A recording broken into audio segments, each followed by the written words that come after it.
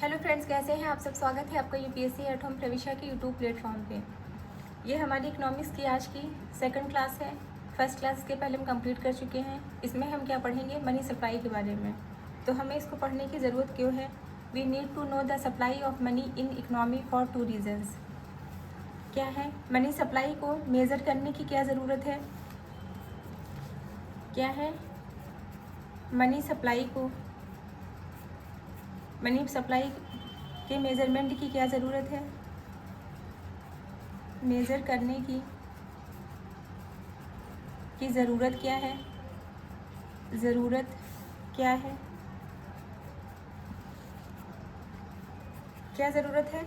RBI को prerogative है कि उसको जो है इन्फ्लेशन को कंट्रोल में रखना है। क्या है, आरबीआई को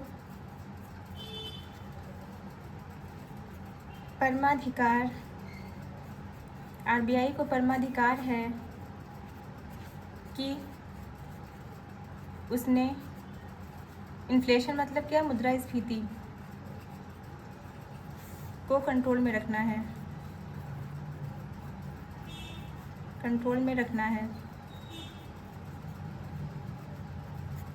आरबीआई जो है इन्फ्लेशन को तब तक कंट्रोल नहीं कर पाएगी जब तक उसको ये नहीं पता होगा कि कितना मनी इन्फ्लेशन कर रहा है। आरबीआई मुद्रास्फीति को मतलब महंगाई, जिसको हम आम भाषा में महंगाई भी कहते हैं, तब तक कंट्रोल नहीं कर पाएगी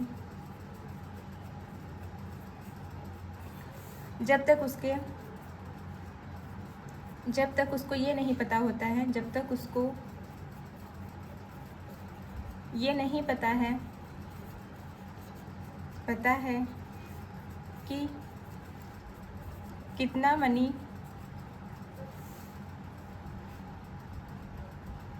कितना मनी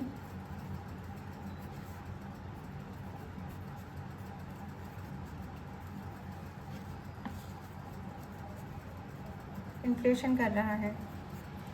इसलिए हमको यह आवश्यकता है यह जानने की कि अगर पैसा डालना है तो इकोनॉमी में इंटरेस्ट, मतलब इसमें क्या बताया गया है कि आरबीआई जो है इन्फ्लेशन को कंट्रोल नहीं कर पाएगी जब तक उसको यह नहीं पता चलता है कि कितना मनी जो है इन्फ्लेशन कर रहा है।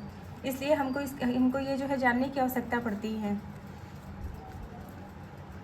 कि मार्केट में जो है कितना मनी इन्फ्लेशन कर रहा है। तो इसमें क्या बताया गया है कि अगर हमें इकोनॉमी में पैसा डालना है तो इकोनॉमी में इंटरेस्ट रेट को लोअर कर देंगे। क्या करेंगे, अगर पैसा डालना है मतलब मार्केट में अगर पैसा बढ़ाना है तो हम क्या करेंगे, इकोनॉमी में इंटरेस्ट रेट को लोअर कर देंगे।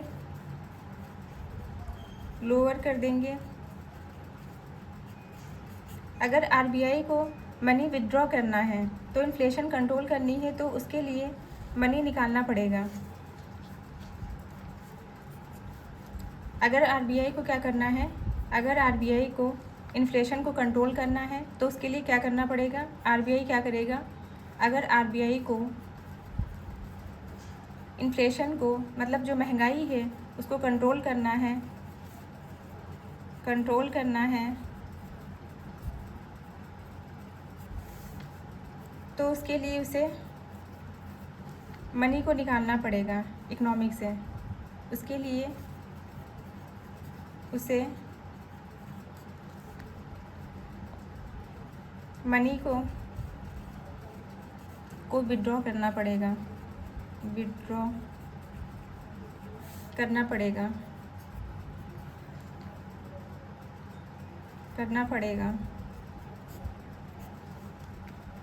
क्या करना पड़ेगा, इकोनॉमी में से मनी को शक आउट करना पड़ेगा।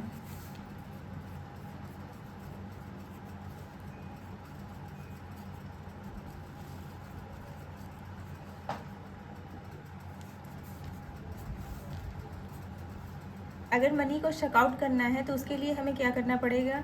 उसके लिए अगर मनी को चेकआउट करना है इकनॉमी से,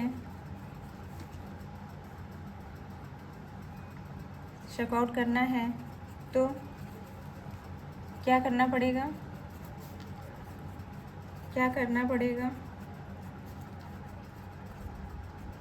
लोन्स को एक्सपेंसिव करना पड़ेगा, लोन्स को महंगा करना पड़ेगा, एक्सपेंसिव करना पड़ेगा।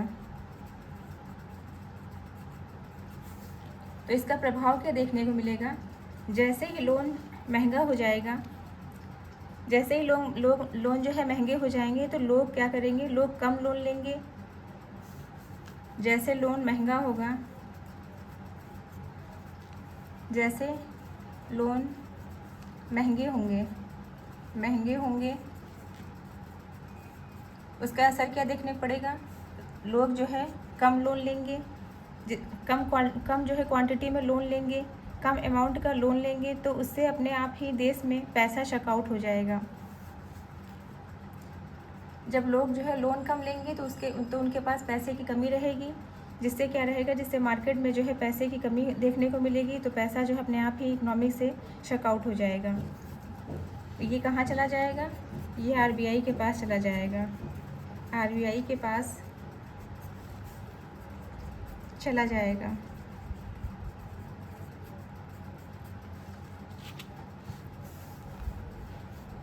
और जो लिक्विडिटी है, मतलब जो तरलता है किसी सामान को परचेज़ करने की, क्योंकि हमारे पास जितना पैसा होगा उसी हिसाब से हम सामान को खरीदेंगे।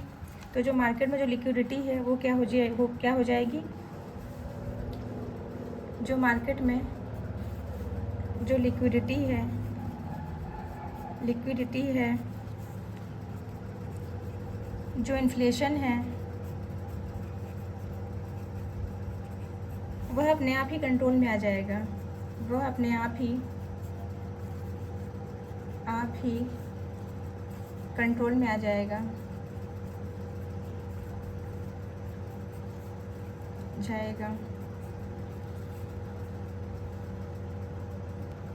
Measures of money supply, measure of money supply में हमें 2 से 3 कॉन्सेप्ट को समझने की ज़रूरत है, जिसमें पहला क्या है? Deposit, types of deposit.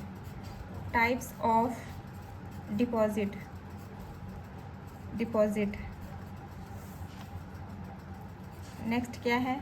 Bank. सबसे पहले हम क्या देखेंगे? टाइप्स ऑफ डिपॉजिट को देखेंगे। इसमें क्या बताया गया है कि जब हम बैंक में जाते हैं और अपना कोई भी अकाउंट खुलवाते हैं तो हम क्या करवाते हैं? हम अपनी जो है मनी को डिपॉजिट करवाते हैं। तो यहाँ पे क्या है? There are 2 types of deposit, जो कि एक पर्सन बैंक के साथ खोल सकते हैं।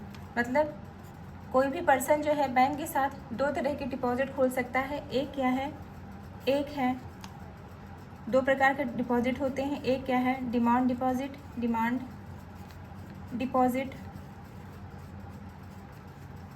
नेक्स्ट क्या है? Time deposit.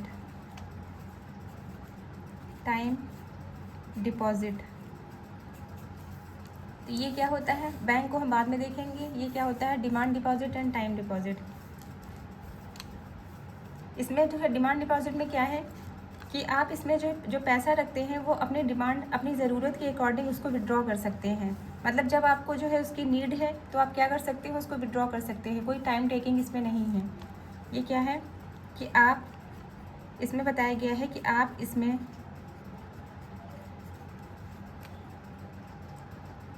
पैसा अपनी जो है डिमांड के अकॉर्डिंग डिमांड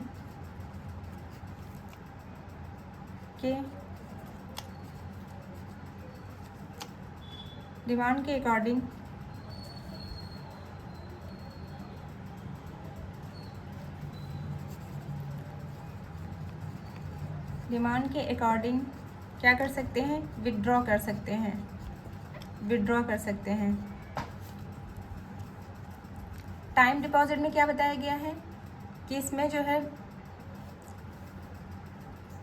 इसमें क्या कर सकते हैं, मतलब जो है इसमें बताया गया है कि आप जो है जो टाइम जो दिया गया है, जो भी टाइम पीरियड इसके लिए दिया गया, चाहे वो 1 ईयर का हो, चाहे वो 1 ईयर का हो, या 2 ईयर का हो, या 3 ईयर का हो, 3 ईयर का हो, इसके पहले आप इसको जो है विड्रॉ नहीं कर सकते हैं। अगर आप इसके पहले इसको विड्रॉ करते हैं तो आपको कुछ पेनल्टी देनी पड़ेगी। मतलब जो टाइम जो दिया गया है, मतलब before the maturity time withdraw नहीं कर सकते हैं इसको। क्या नहीं कर सकते हैं? Before the maturity money withdraw नहीं कर सकते हैं इसमें। उसमें क्या था? विड्रॉ नहीं कर सकते हैं, कर सकते हैं।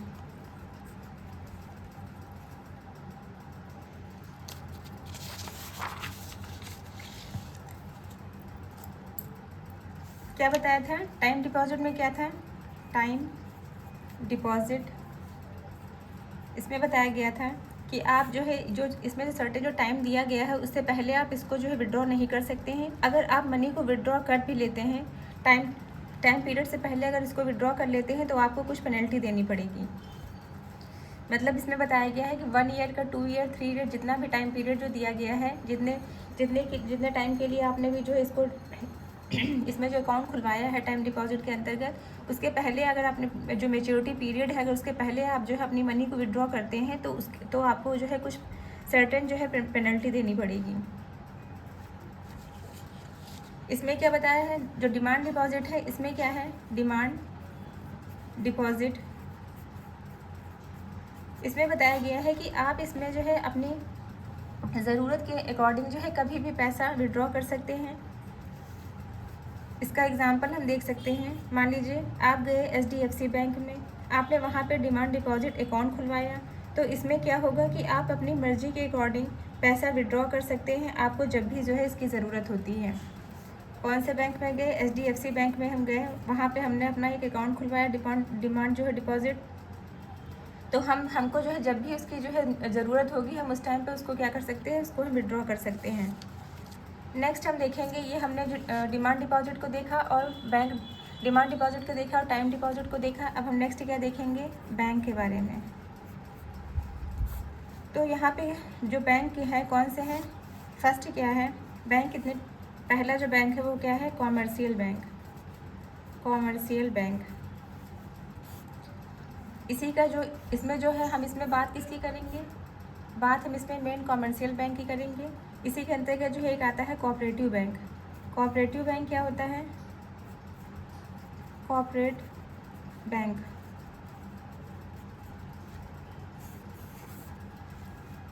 इसके अंतर्गत जो नेक्स्ट आता है वो क्या है? Post office. Post office. तो हम इसमें किसकी बात करेंगे? कॉमर्शियल बैंक की बात करेंगे, पोस्ट ऑफिस की बात करेंगे। तो कॉमर्शियल बैंक का जो मोटिव होता है इसका क्या मोटिव होता है? टू अर्न प्रॉफिट, मतलब प्रॉफिट को अर्न करना ही इसका मोटिव होता है। इसका क्या मोटिव होता है? To earn profit. ये क्या है? कॉर्पोरेट जो बैंक होता है वह किस लिए होता है? वह अपने मेंबर के वेलफेयर के लिए, किसके लिए है? अपने मेंबर के, इसके जो भी मेंबर हैं उनके वेलफेयर के लिए कार्य करता है। पोस्ट ऑफिस क्या है? पोस्ट ऑफिस वही है जहाँ पर हम लेटर भेजते थे, वही जो है यहाँ पे उसी पोस्ट ऑफिस की बात हो रही है। यहाँ पर केवल लेटर ही नहीं भेज सकते हैं, यहाँ पर हम अपना डिपॉजिट अकाउंट भी खोल सकते हैं। पोस्ट ऑफिस में क्या कर सकते हैं? यहाँ पे केवल जो है लेटर ही नहीं भेज सकते हैं, बल्कि यहाँ पर हम अपना डिपॉजिट अकाउंट भी खोल सकते हैं।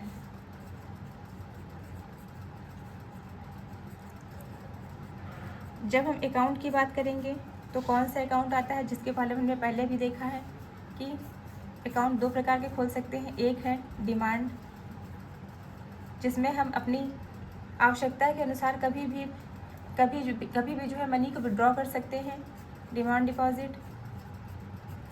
दूसरा क्या है, टाइम डिपॉजिट। इसमें क्या है, इसमें एक जो है सर्टेन टाइम दिया होता है, उसके पहले हम इसको विड्रॉ नहीं कर सकते। अगर हम ऐसा करते हैं तो हमें कुछ पेनल्टी देनी पड़ती है।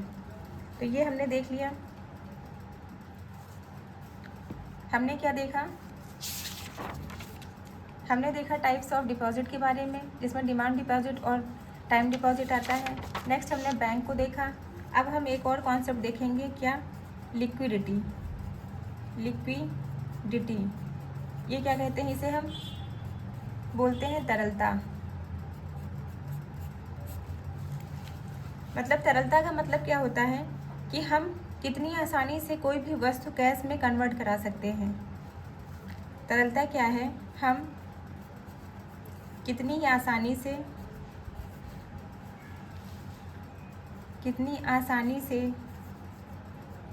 कोई भी वस्तु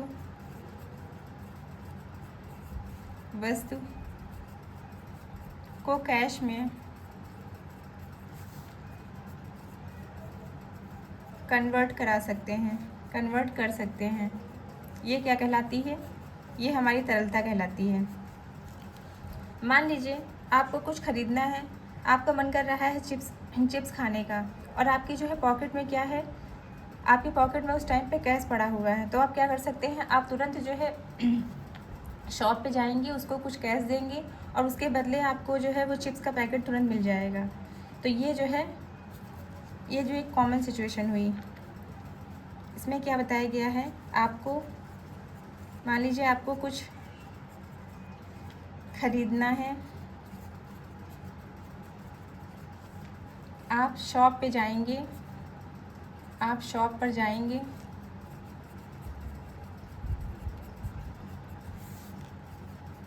उसको कैश देंगे और उसके बदले जो भी आपको चाहिए वो मिल जाएगा।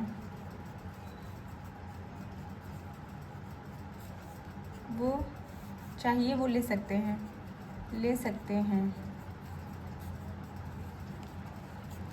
नेक्स्ट सिचुएशन को देखेंगे। जो नेक्स्ट सिचुएशन है उसमें क्या बताया गया है कि मान लीजिए आपको भूख लगी है, आपके पास पैसे नहीं हैं, आपकी पॉकेट में क्रेडिट कार्ड पड़ा हुआ है। तो क्या आप तुरंत जो है कोई सामान अपना खरीद सकते हैं जो भी आपको चाहिए। तो कैश के कंपेयर में अगर इसको देखेंगे तो ये क्या है, ये जो सिचुएशन है वो टाइम टेकिंग है, क्योंकि तुरंत जो है इससे ना तो तुरंत जो है चिप्स ले सकते, कोई भी सामान इससे तुरंत नहीं ले सकते हैं। इसके बदले आपको जो है क्या करना पड़ेगा, आपको जो है कार्ड स्वैप करना पड़ेगा, पिन डालना पड़ेगा। वो थोड़ा सा जो है टाइम टेकिंग प्रोसेस है। जो नेक्स्ट सिचुएशन है इसमें क्या है, ये नेक्स्ट वाली सिचुएशन किससे रिलेटेड थी, क्रेडिट कार्ड से रिलेटेड थी। फिर हम देखेंगे एक और सिचुएशन को लेंगे। इसमें हम क्या देखेंगे कि ना आपके पास कैश है और ना आपके पास क्रेडिट कार्ड है। आपके पास आपके पॉकेट में क्या रखा हुआ है, एक जो है गोल्ड का कॉइन रखा हुआ है। तो क्या आप उसके बदले में तुरंत चिप्स का पैकेट ले सकते हैं, या कोई भी सामान आपको लेना है उसके बदले में तुरंत ले सकते हैं। तो ये जो है उसके बदले तुरंत आपको कोई सामान नहीं मिलेगा, क्योंकि उसके पहले आपको क्या करना पड़ेगा, आपको सुनार के पास जाना पड़ेगा और उसके बदले सुनार को सिक्का देकर सुनार को जाके उसको बेच देंगे। उसके बदले जो आपको कैश मिलेगा वो आप उस शॉप पे लेके आएंगे, तब आपको उसके बदले आपको जो भी चाहिए वो आपको मिलेगा। नेक्स्ट वाला जो एग्जांपल किससे रिलेटेड था, ये जो है गोल्ड कॉइन से रिलेटेड था, गोल्ड कॉइन। फिर क्या हम देखेंगे, फोर्थ जो सिचुएशन है इसमें क्या बताया गया है,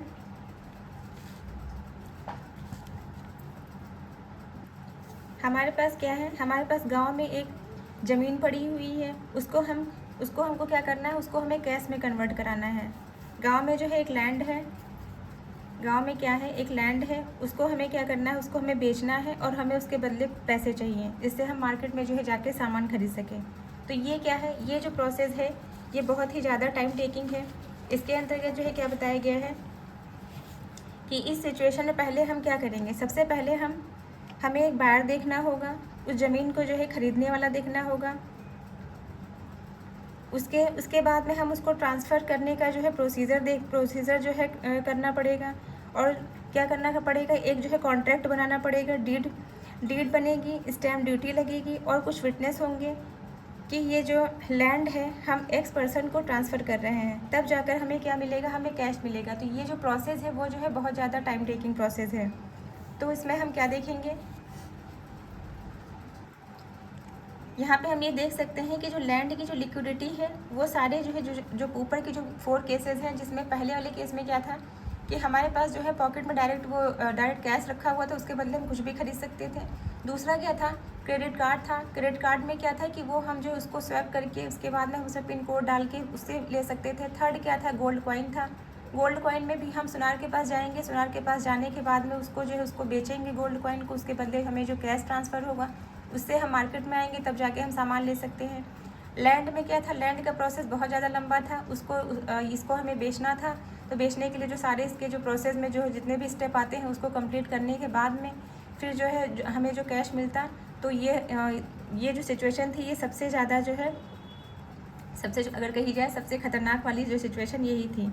इससे जो है हम देख सकते हैं कि जो लैंड की जो लिक्विडिटी थी, मतलब लैंड की जो तरलता थी, वो सारे जो है 4 केसेस में सबसे कम है। मतलब इससे जो है तरलता का मतलब यही होता है कि हम कितनी आसानी से किसी वस्तु को कैश में कन्वर्ट करा सकते हैं। तो कैश में क्या, लैंड को कैश में कन्वर्ट कराने के लिए हमें सबसे ज़्यादा टाइम लगा।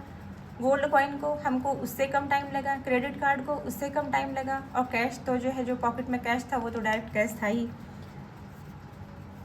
तो इससे जो है हमें क्या पता चलता है कि इसमें लैंड की जो लिक्विडिटी है वो सबसे ज़्यादा कम है, उसको जो है कैश में कन्वर्ट कराने में सबसे ज़्यादा टाइम लगा। फिर नेक्स्ट हम क्या देखेंगे, measure of the money supply. Measures of the money supply.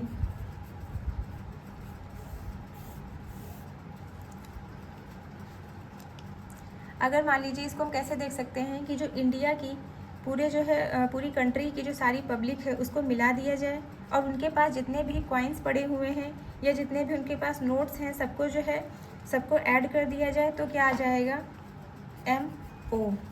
क्या आ जाएगा, मतलब अपनी कंट्री मतलब इंडिया की सारी जनता को मिला दिया जाए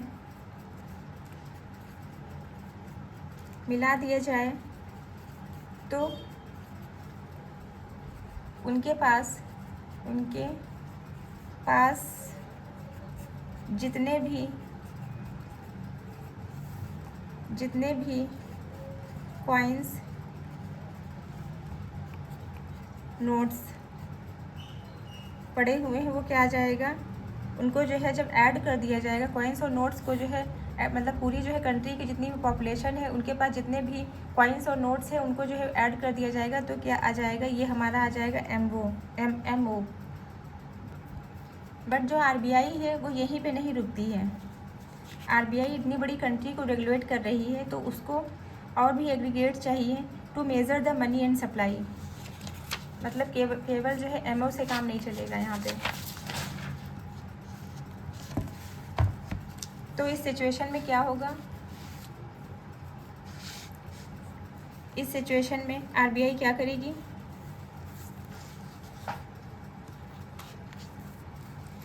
इस सिचुएशन में RBI क्या करेगी, RBI उसके लिए जो है 4 न्यू एग्रीगेट्स तैयार रखेगी। मतलब RBI जो है क्या करेगी, 4 न्यू एग्रीगेट्स चूज़ करती है। वो 4 जो है एग्रीगेट्स हो सकते हैं, क्या है वो, क्या है 4 aggregates, M1, M2, M3, M4। इसको हम देखेंगे डिटेल में कि M1, M2, M3, M4 को कैसे मेज़र करेंगे। फर्स्ट हम देखेंगे क्या है M1। सबसे पहले हम यहाँ देखेंगे कॉमर्शियल कॉमर्शियल बैंक। जो बैंक की हमने बात की थी, कौन सा बैंक था? कॉमर्शियल बैंक था। दूसरा क्या है? Post office. Post office.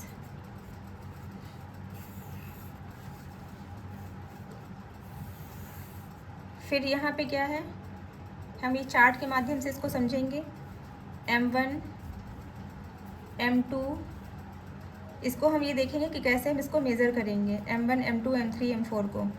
M1 को तो हमने देख लिया कि पूरी कंट्री के जो है जितने भी जो है पूरी कंट्री में जितनी पॉपुलेशन है, उन पॉपुलेशन के पास में जितने भी कॉइन्स और नोट्स हैं, उसका जो है अगर हम एक में मर्ज कर देंगे, मतलब उसको ऐड कर देंगे, तो क्या आ जाएगा? M1 आ जाएगा।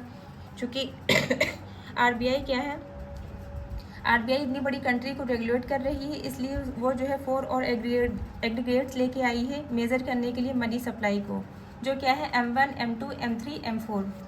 तो इसको हम देखेंगे कि कैसे जो है इसको कैसे कैलकुलेट किया जाएगा, M1 M2 M4 कैसे निकाला जाएगा। तो ये क्या है, इसके अंतर्गत जो पहला हम देखेंगे वो क्या है? C प्लस सी। C प्लस सी का मतलब क्या है?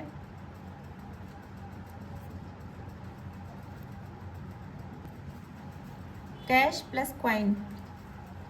नेक्स्ट क्या है? D मतलब डिमांड डिपॉजिट। ये क्या है?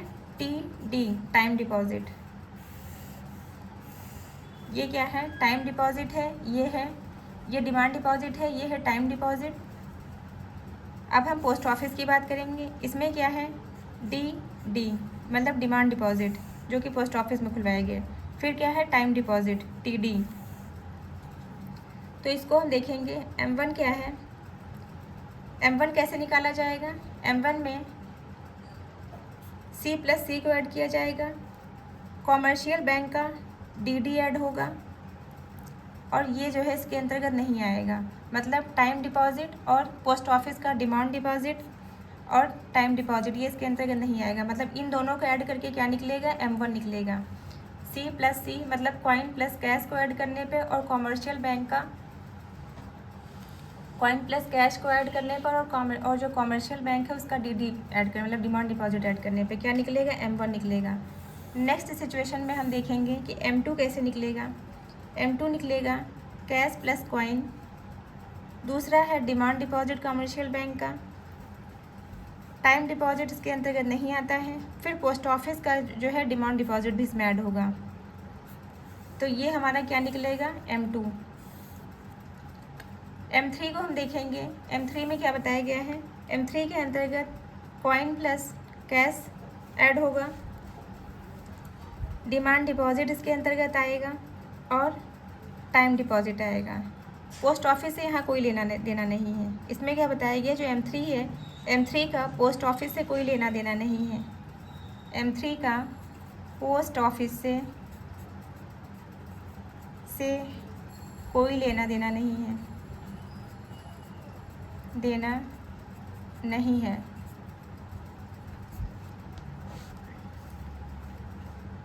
M3 यहाँ पे क्या था?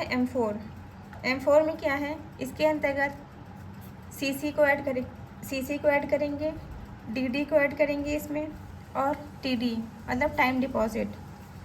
फिर पोस्ट ऑफिस का DD प्लस पोस्ट ऑफिस का TD, ये सारा जो है इसमें M4 में क्या है? M4 में सारा ऐड हो जाएगा।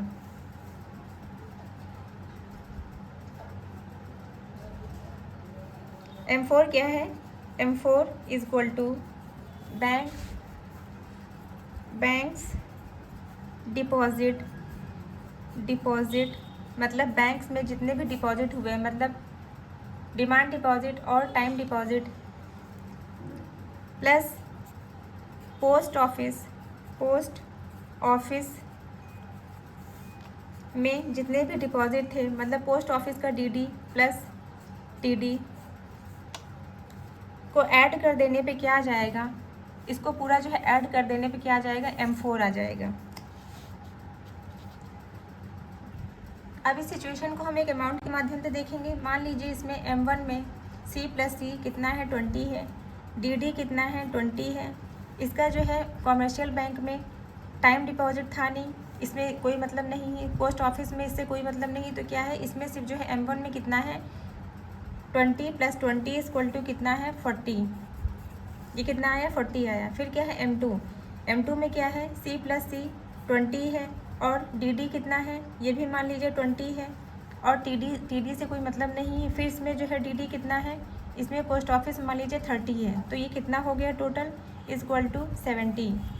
फिर हम देखेंगे M3 में, देखेंगे M3 में क्या है C + C 20 है और DD मतलब डिमांड डिपॉजिट कितना है 20 है और टाइम डिपॉजिट कितना है 50 है, तो ये = जो है कितना हो गया, ये हो गया 90। फिर हम देखेंगे M4 में क्या है C + C 20 है और डिमांड डिपॉजिट कितना है 20 है और टाइम डिपॉजिट 50 है और इसका पोस्ट ऑफिस का डिमांड डिपॉजिट कितना है 30 है। फिर टाइम डिपॉजिट इसका पोस्ट ऑफिस से कितना है 20 है, = कितना हो गया 140। तो हमने इसमें क्या देखा, यहाँ पे क्या हुआ, यहाँ टोटल जो है M1 आया 40, M2 आया 70, M3 आया 90, M4 आया 140। तो इसमें हम क्या देखेंगे, M1 से जैसे M2, M3, M4 पर आ रहे हैं हमारी क्वांटिटी जो है इंक्रीज़ होती जा रही है, मतलब 40 से 70 हो गया, 70 से 90 हो गया, 90 से 140 हो गया। तो हमारी जो है क्या हो रही है, हमारी क्वांटिटी इंक्रीज़ हो रही है, हमारी क्वांटिटी इंक्रीज़ हो रही है, इंक्रीज़ होती जा रही है।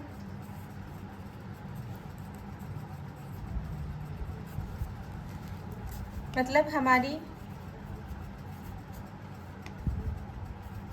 क्वांटिटी सप्लाई जो है वो बढ़ती जा रही है, क्वांटिटी सप्लाई बढ़ती जा रही है।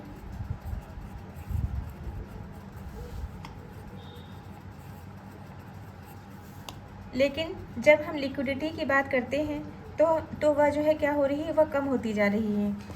लिक्विडिटी क्या हो रही है, लिक्विडिटी कम होती जा रही है। M1 is being the most liquid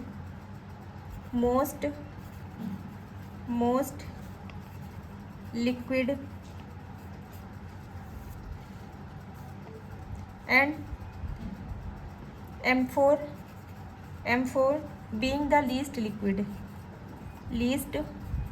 liquid।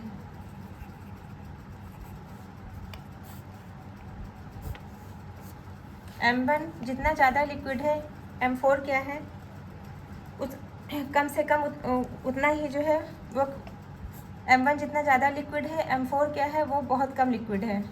तो इसको जो है क्या कर सकते हैं, इसको आसानी से जो है कैश में ट्रांसफ़र नहीं कर सकते हैं। ऐसा क्यों हो रहा है, क्योंकि मैंने आपसे क्या बोला था कि लिक्विडिटी क्या होती है, किसी भी चीज़ को हम कितनी आसानी से कैश में कन्वर्ट करवाते हैं, क्या है लिक्विडिटी क्या है। ये इसलिए हो रहा है क्योंकि लिक्विडिटी को जो है डिफ़ाइन करेंगे, लिक्विडिटी क्या होती है, लिक्विडिटी क्या है कि किसी भी चीज़ को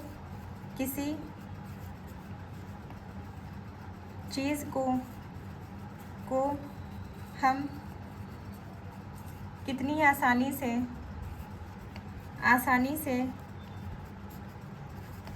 कैश में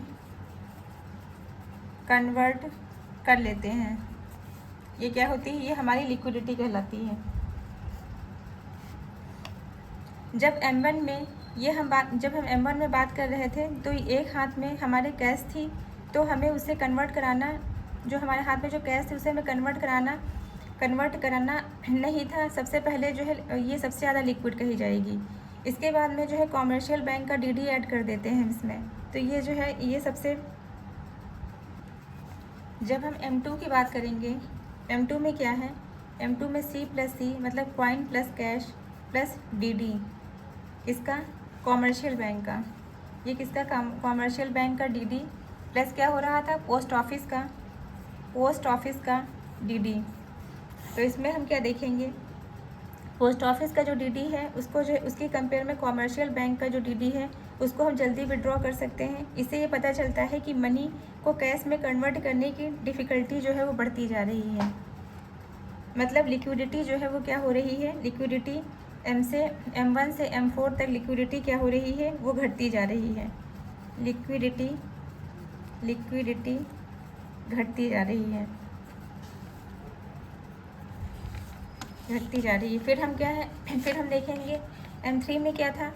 M3 में टाइम डिपॉजिट भी आ गया है, और M3 जो है, M3 में क्या है, इसमें जो है टाइम डिपॉजिट भी देखने को मिल रहा है, मतलब TD भी देखने को मिल रहा है। इसके अंतर्गत क्या बताया गया है कि इसमें जो है टाइम डिपॉजिट चुकी है, तो टाइम डिपॉजिट में तो वैसे भी पता है कि उसमें जो है एक सर्टेन टाइम दिया होता है कि इस टाइम पीरियड के पहले जो है आप उसको विड्रॉ नहीं, अपनी मनी को विड्रॉ नहीं कर सकते हैं। तो इसको तो वैसे भी जो है डायरेक्ट इसकी लिक्विडिटी तो अपने आप ही जो है कम हो जाएगी, क्योंकि अगर जो है आप उसके पहले विड्रॉ करेंगे तो उससे क्या होगा, उससे जो है हमें कुछ पेनल्टी देनी पड़ती है।